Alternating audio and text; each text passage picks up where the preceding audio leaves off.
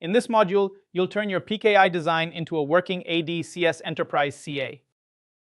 You'll plan the CA role, install it correctly in Active Directory, secure its keys and servers, configure CRL and AIAA, and get it ready to handle real enterprise workloads. Choosing between enterprise and standalone CAs is really choosing between automation and isolation. Enterprise CAs plug directly into Active Directory. They publish templates, support auto-enrollment, and are designed for large-scale routine issuance to users, devices, and services. That convenience depends on AD and typically means the CA is online. Standalone CAs avoid AD, favor manual approval, and are often offline. That makes them ideal as highly protected routes or specialized low-volume issuers.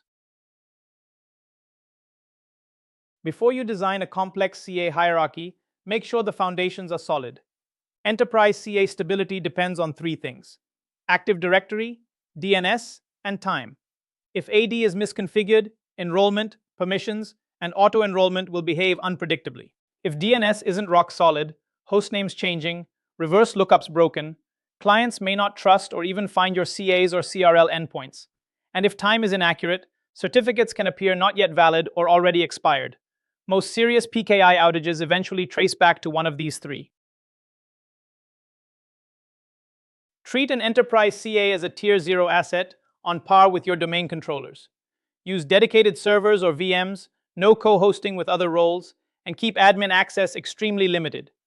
Harden the OS with security baselines and require jump servers or privileged access workstations for all administration. Then enforce strict network segmentation, dedicated PKI subnets, tightly filtered firewall rules, and only the minimum RPC and HTTPS traffic allowed in or out. When you bring a new issuing CA online, work through the key design decisions in order. You're not just adding a Windows role, you're introducing a security-critical trust anchor, so handle the host as a Tier 0 system. Confirm it's an enterprise subordinate that chains to the correct root. Align the CA's common name and directory DN with your organization's PKI naming standards. And set a validity period shorter than the root, aligned with your key role schedule and risk posture.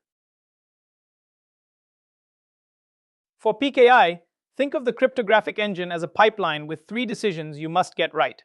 First, the provider. Will keys live in a hardware security module or a software key storage provider? That choice sets your level of key protection and operational complexity. Second, the algorithm and key size. For RSA, 2048 is a practical baseline, with 3072 or 4096 for higher value use cases, always balancing performance against risk. Third, the signature. Require SHA-256 or stronger and explicitly ban deprecated hashes like SHA-1. As you bring an enterprise issuing CA online, the first relationship you establish is with the offline root. During setup, you generate a CSR for its CA certificate, then move that request to the root using an out-of-band method. No copy-paste over RDP, no email.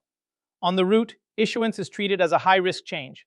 Strict policy, dual control, and full logging. You then install the signed certificate on the issuing CA, verify the chain, and confirm that enterprise clients trust it. Revocation design is about how quickly and reliably clients can learn that a certificate is no longer trusted. Your issuing CA is the engine. It publishes CRLs frequently enough to meet your risk profile, often with overlapping validity and delta CRLs in high change environments. From there, you fan out distribution. HTTP provides globally reachable, load-balanced endpoints for anything that speaks TLS. LDAP, through Active Directory, efficiently serves domain-joined Windows clients. Robust PKI designs usually combine both to avoid single points of failure. Strong PKI security depends on both hardware boundaries and role separation. At the base, the HSM creates a hard barrier. CA private keys are generated and stored in hardware and are never exportable. Even highly privileged admins can't walk away with the key material. On top of that, roles are split. Backup operators protect the CA state, but don't issue certificates. Certificate managers handle approvals and revocations. CA administrators configure policy and settings, but rely on those lower layers to preserve integrity and keys. In PKI, backup is about specific assurance layers, not just copying files. First, protect the CA database and logs so you can reconstruct issuance history and prove what was signed. Next, capture full system configuration, registry, capalicy.inf, IIS, and any custom settings, so a rebuilt CA behaves identically. Then, export private keys and the CA certificate under strong encryption, stored separately from domain credentials. And finally, schedule routine test restores in a lab to confirm the entire process actually works. When a CA incident occurs, your first decision is, did we lose the server or did we lose the keys? For pure OS or hardware corruption, you rebuild the server, rejoin it to AD, restore the CA keys and database, validate CRLs, and only then return the CA to service. For key compromise, the response is harsher. Revoke the CA certificate at the parent, generate new keys, reissue the CA certificate, and force updates across endpoints. This recovery order should be documented and rehearsed with tabletop exercises. For PKI monitoring, group signals into 3 buckets. First, service health. Are your CAs running and are CRLs publishing on schedule? Second, performance. Watch throughput and latency, so enrollment queues don't quietly explode. Third, issuance behavior.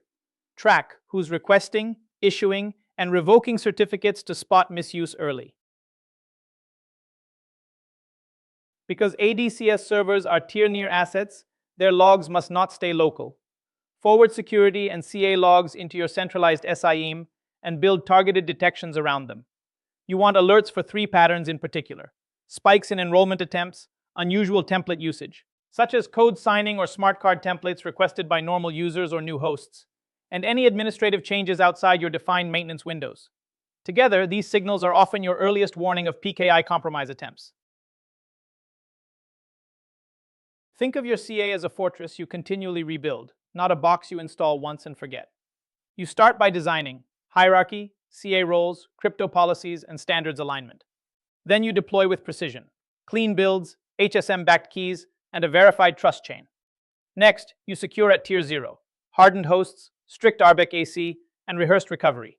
Finally, you operate telemetry, SIEM-driven auditing, and lifecycle monitoring. Mature PKI teams live in this loop: design, deploy, secure, operate, repeating it as the environment and threats evolve.